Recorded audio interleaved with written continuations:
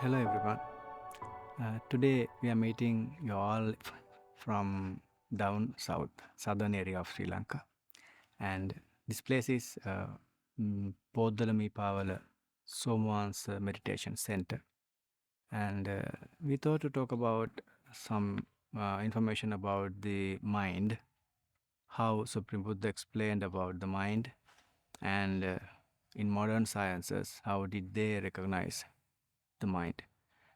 Many years ago, there were a lot of scientists, those who investigated about the mind, and they gave different explanations about.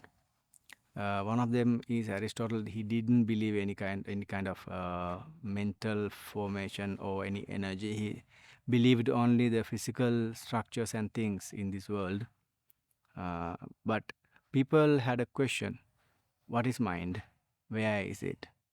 In Supreme Buddha's teachings, we can find one answer. Durangamang ekacharang asarirang guhasayang. Likewise, it goes everywhere. The mind is not having a body. It does just stay in a cave, like a den, like a place.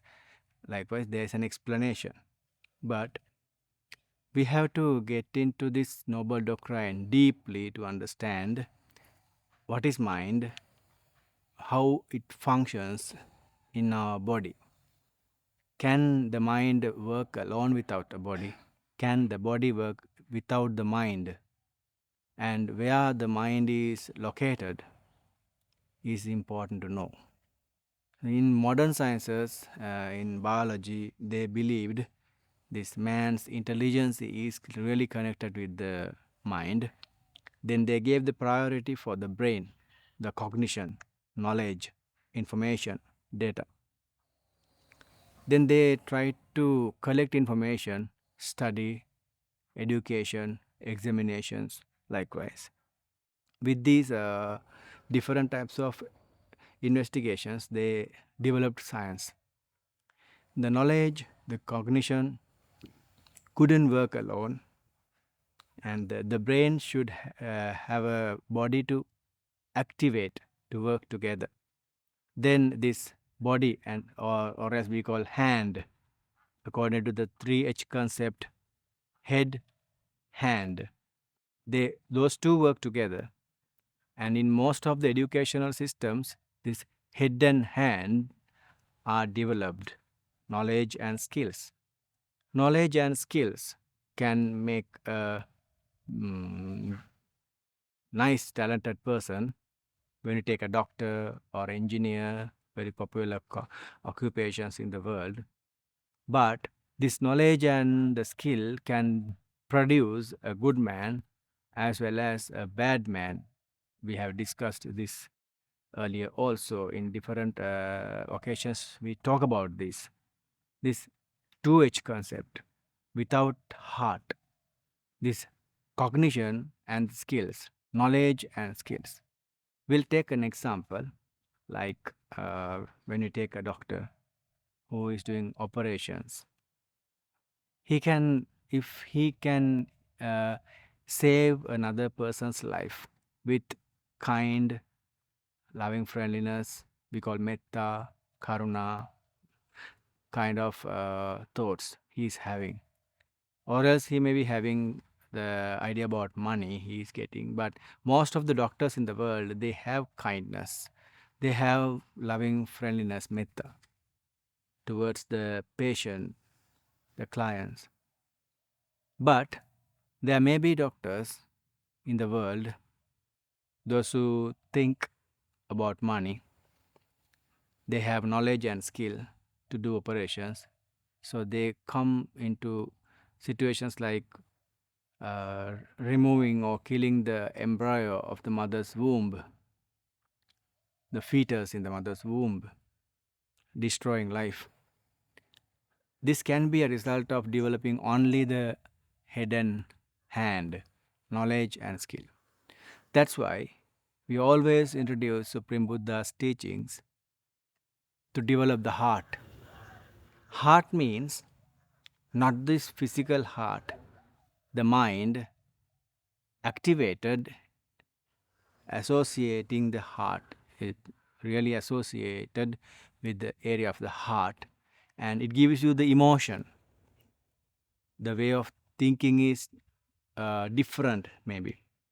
Then head, hand with heart can produce a different type of person, different type of thinking pattern, because he is having emotions. He or she can develop uh, soft skills to work together with people, and he can be or she can be a fulfilled person with these attitudes.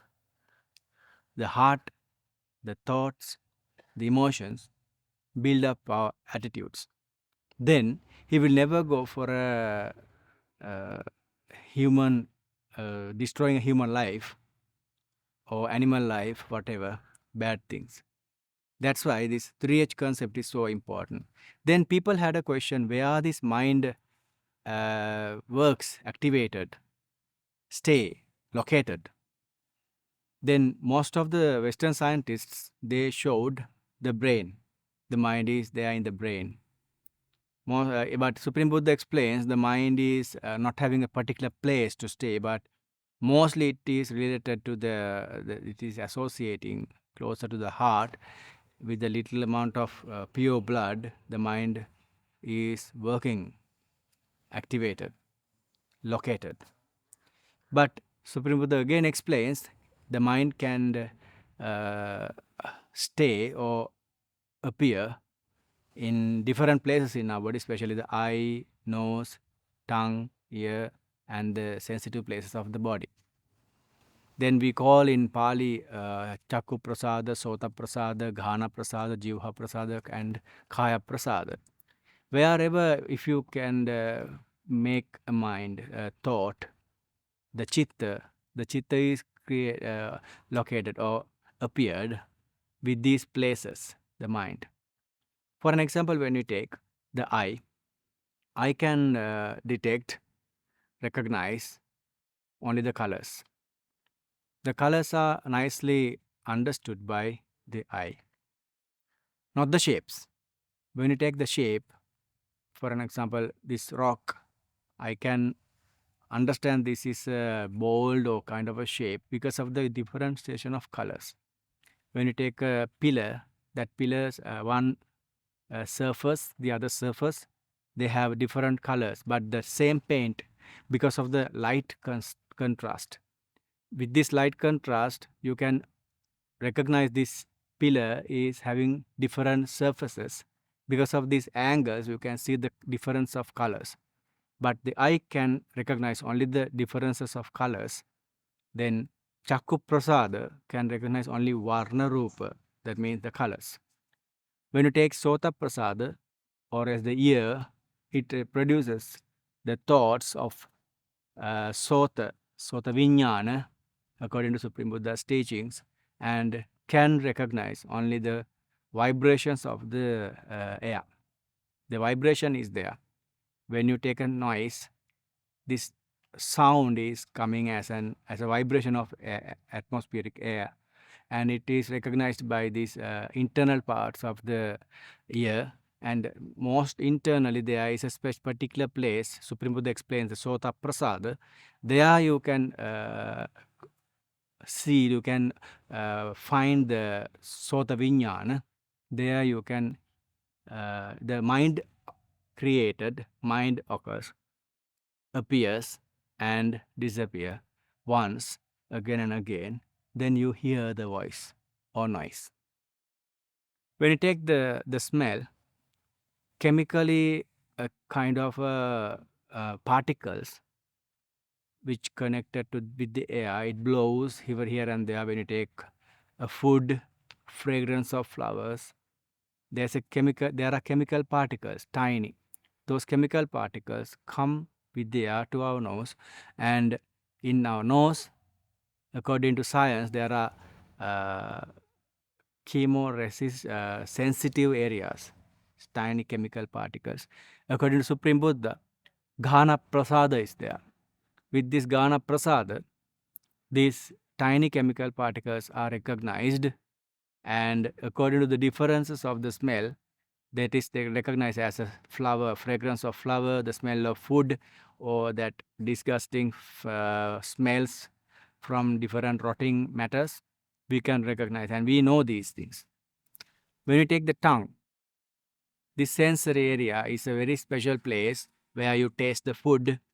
Not only food, whatever the chemical particle, again it is recognized by our tongue. There are different places in our tongue.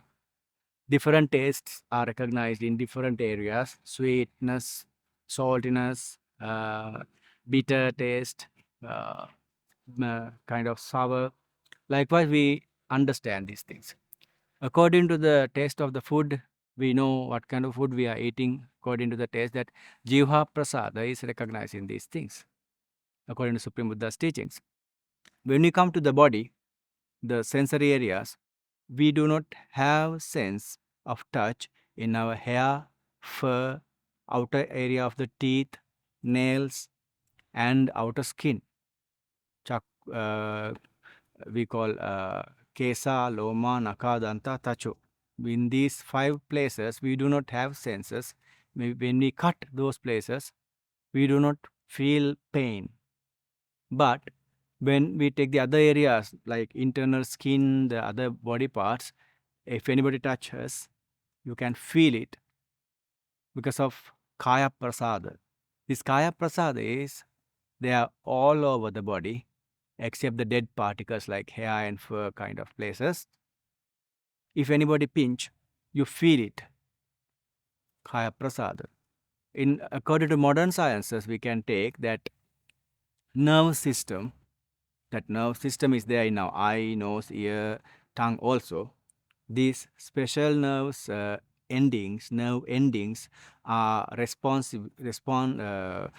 sensitive for different senses like sound, colors, smell, taste. But the other parts of the body, they are really sensitive for the touch, where the nerve endings are there. We have the sense of touch. That is we call Kaya Prasada. When the mind is occurring, we call Kaya Vijnana. Kaya Vijnana occurs. For an example, when I walk along the road, I bang my foot somewhere and bleed. There's a wound, damage. I feel pain. That pain comes as Dukkha Sagata Kaya Vijnana. That mind is there at that place, particular place where I have the wound, not anywhere else. So likewise, the whole body, we have Kaya Prasada. God's heavenly realms, they have Kaya Prasada, but Brahma realm, they do not have Kaya Prasada. They have only Chakku, Sota, and the mind inside. When we take another example, like sometimes you may misunderstand. Just imagine there is a foreign particle which comes to your eye, a kind of a sandy something. It goes to your eye and you feel pain inside. That pain, that tiny sand particle, is not recognized but by Chakku Prasad, because that is not light, that is a touch. The touch means Patavi, Tejo, Vayu, these 3, Pottabha Dhatu. The touch you can feel because of Patavi, Tejo, Vayu. Either it can be a rough feeling, soft feeling, or hot, cold temperature, or else that is expansion and contraction. That kind of feeling. Now, when we take the eye with the tiny particle of sand, it is rough feeling is there, and you feel pain. So you want to remove it out. You put water and all. Because of that is not recognized by Chakku Prasada, that is recognized by your Kaya Prasada, because this eyeball is full of nerves, Kaya Prasada, but Chakku Prasada is a tiny place inside the eye. We cannot exactly say where is it. Simply we can just think Chakku Prasada is maybe there in the retina, In our eye, there is a special sensitive part we call retina. In this retina, there are rod cells and cone cells. These rod cells and cone cells are responsible of identifying the colors, especially cone cells are recognizing colors, and rod cells are understanding the light, black and white. There may be the Chaku Prasada, we cannot exactly say where is it. Supreme Buddha explains in Tripitaka, Chaku Prasada is there in a particular place, it is recognizing the colors. So anyway, we can see the colors, but when something, foreign particle goes to our eye, like sand, that is not recognized by Chaku Prasada, that is recognized by Kaya Prasada. Another example I'll give you. When you take, you eat something, you drink porridge, you drink a herbal drink, something, tea, there is a small particle of hair, or else when you eat rice, there is a raw rice or tiny stone. Then you feel it. You don't feel to swallow, you feel to remove it out because of that hair or that tiny stone. How do you recognize this? That is not a taste. That stone or this hair particle is not recognized as a chemical particle. That is a physical recognition. It means in our tongue, not only Jiva Prasada, sensitive areas for taste, but also there are Kaya Prasada, full of the all over the tongue to recognize the touch. So then this touch is nicely recognized by the tongue. Because of that, we feel there is something inside our mouth which is not good to swallow. So you feel to remove it out from your mouth. You feel to remove that stone or that hair out of your mouth. That is there. In our whole body also like that. Not only the outer part, when there is a stomach ache, when there, if you have a disease like cancer or else stones and other problems inside the urinary bladder, kidneys, any kind of internal problem is recognized by Kaya Prasada, because inside the systems in our body, Kaya Prasada is there. So when we have a big pain inside, that pain comes because of Kaya Prasad, because this body, this Kaya Prasada is completely covering the areas of the body internally also. Then you have an idea where the mind is occurring specially, but we did not talk about the most important place still. When you take the eye, ear, nose, tongue and the body, compared to those five places, those five places, the sixth place is far more important. That is the Manodwara, or else this mind occurs inside the heart, associated with pure little amount of blood. That Mano Prasad, that Mano Dhatu, or as the Mano Vinyana Dhatu, these are always appeared inside the heart and they disappear inside the heart. For an example, most of the times the karma, the deeds, are appeared inside the heart. For an example like this, now you eat something very tasty, that taste food is responsible for you to have craving, you like it. When you crave for that food, lobha chitta, that craving mind comes, the taste of the food was recognized by your tongue, Jivha Prasada, but just after that, most of the lobha chitta, that craving minds, are continuously occurring, continuously appearing in your heart, that inside the manodhatu. So then these kusala akusala are always located, that chitta, they appear inside this heart. Then you will ask a question, why can we how can we remove the heart and we fix it again? Another one recently we did in medical sciences, they remove the heart and fix it.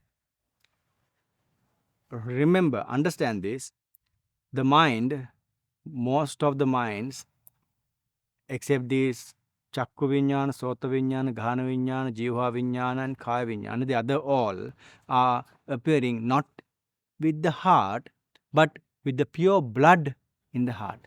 So once you remove the heart, before you remove the heart in an operation, what they do is they fix the uh, veins and arteries to a machine to make it function, to pump blood all over the body and bring blood back to the machine like the heart.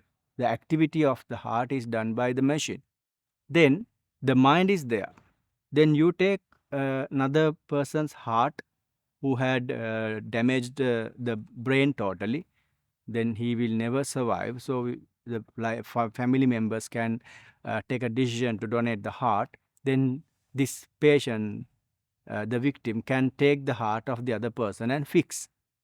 It's a physical part. It is also having this kaya prasad, and special type of muscles are there, heart muscles, and the heart is a special organ which can work without instructions of the brain. It is having nodes like SAAV nodes.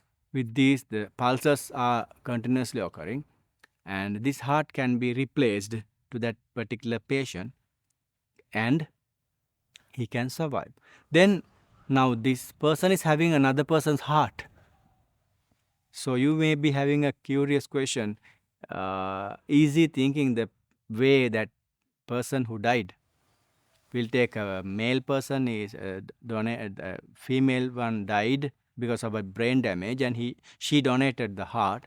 Now that male person is having a female heart, so then what will happen to his thoughts? No, it doesn't change, because this heart, inside the heart, his blood is there, this mind is appearing, working continuously, associated with the pure blood. So whatever the body part you change, your mind doesn't change.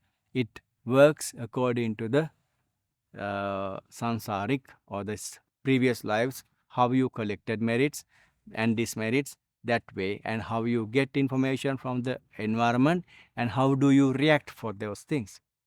Then kusala, akusala, the merits and demerits, these deeds are done by the mind. It is really located inside the heart with the pure blood. And how this knowledge comes, where this knowledge stored, why these Western medicine, Western psychology, why do they give this brain this much of an important part, important position? The brain is very important. Yes, of course, that's true. The brain is very important for memorizing things, emotional activities. But this, with the help of the brain, this mind is occurring in the heart and the other parts of the body, as we explained earlier. The brain's function is to collect information and processing them. Very important. Without the brain, nobody can live. Without the heart, nobody can live either. Very important parts. When you take the brain, you can train the brain. You can store a lot of information. Supreme Buddha explained according to the Noble Doctrine, it explains like Sanya Skanda, lot of information. You can pass a lot of examinations by training the brain to store, to retrieve. You collect information and take it again to write in the examination. That kind of people are there in this world a lot. But sometimes solving a problem is different from writing the answer for a question. Problems are there in our life. Questions are there in the examinations. Question and answers. Answers can be given for a question very easily, but the solution for a problem, you have to think in different ways. For that, you need the brain as well as the heart to create, with the attitude, new investigations, new inventories to your body, to your mind. How this brain is trained, we'll take some examples. Many years ago, there was a psychologist who did a lot of researches about psychology. He took a dog that to do his experiments. The scientist was Ivan Pavlov. Some people call him Ivan Pavlov. He used this dog to train. Now, before the dog gets food, he rang a bell. In A-level syllabus, I think it is there, or as university syllabus, I can remember. First day he rang a bell and gave the food. Second day rang the bell, gave a food. Continuously many weeks, months, 1 or 2 months later, he just rang the bell. Now the dog is having a sense, idea. Okay, I will get food now. Salivation starts. Very curious. Getting ready for the food. Sometimes barking, requesting. Why? This bell is a sign, is a stimulus for the dog to get ready for the food. That is knowledge. Another example, Skinner's, the scientist's name was Skinner. He did a nice experiment about using these pigeons. Maybe you know. These pigeons are given a tiny seed of grain to eat after trampling the button in the cage. Now, the pigeon usually walk around the cage. Mistakenly, it tramples the button, and these grain seeds are falling, and it eats. But as it happens mistakenly, but step by step, this pigeon recognize, when I trample this button, only I get food. So when it is hungry, it used to go to the button and trample it. Then the pigeon gets food. That is not wisdom. You cannot go to the liberation with this knowledge. That is just practicing, training. That is knowledge. The pigeon had a problem. That is a question, how to get food. Solution, that is not a solution, it's an answer. Press the button.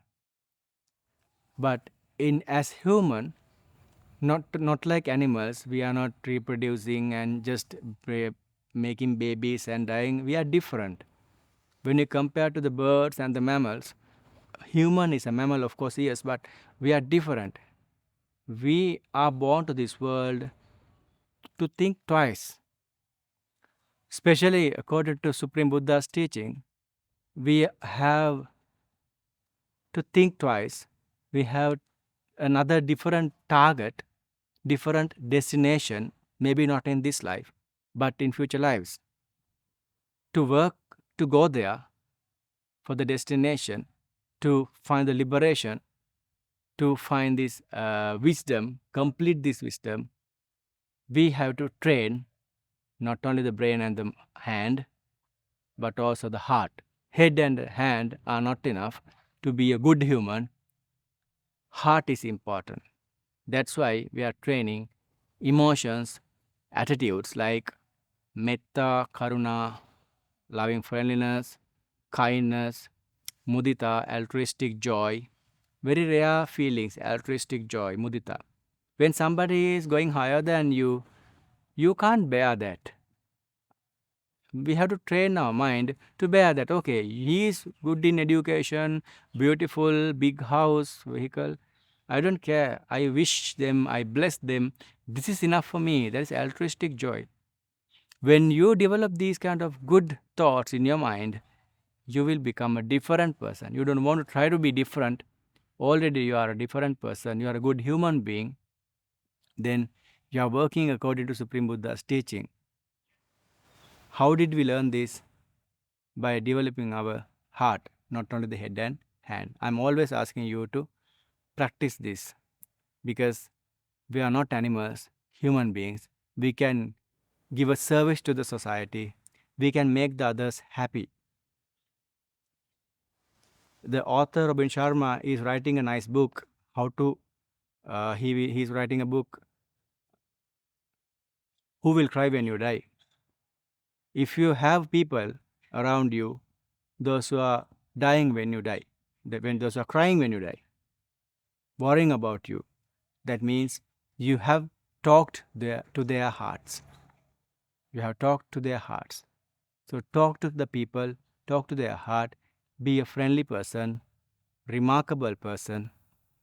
Then that means you are a different person, not like animals and other ordinary people. To go to that destination, we always bless you, and you can get more information from Supreme Buddha's teaching, Noble Doctrine. You will find wisdom and you will develop your heart. For that, we bless you and we wish you all the best. Thank you.